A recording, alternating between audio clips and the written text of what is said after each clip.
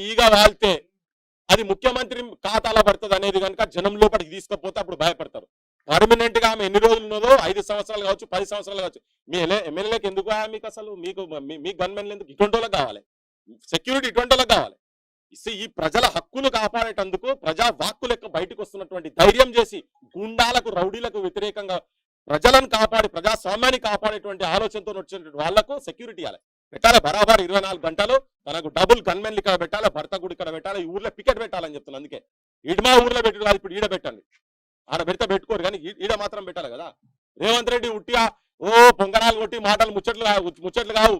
ఈమె మీద ఏలు పడితే ఈ ఊర్లో ఈమె మీద, ఈ ఊరు కాదు ఏ ఊర్లోనైనా కానీ ఏలు పడితే వాళ్ళ పిల్లల మీద కూడా ఎక్కడైనా ఏలు పడ్డా కానీ ఇది పాపం నీ మీద ఉంటది. మేము అంత ఈజీగా ఏలు పడనీయం. సెక్యూరిటీ ఇమ్మీడియట్ గా ఇవ్వాల్సిన అవసరం ఉన్నది.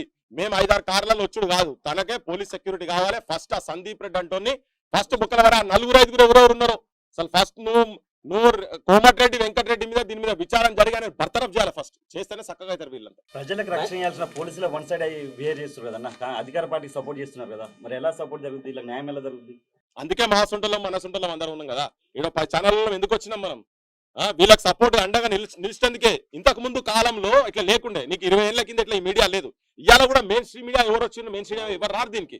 ఇలా మన బోటోలో ఉన్నాం, ప్రజల తరఫుకెళ్ళి మన బోటోలో ఉన్నాం కాబట్టి మనం మాట్లాడుతున్నాం. మెయిన్ స్ట్రీమ్ మీడియా ఉండేది ఉంటే ఇవాళ గతి ఉండకపో.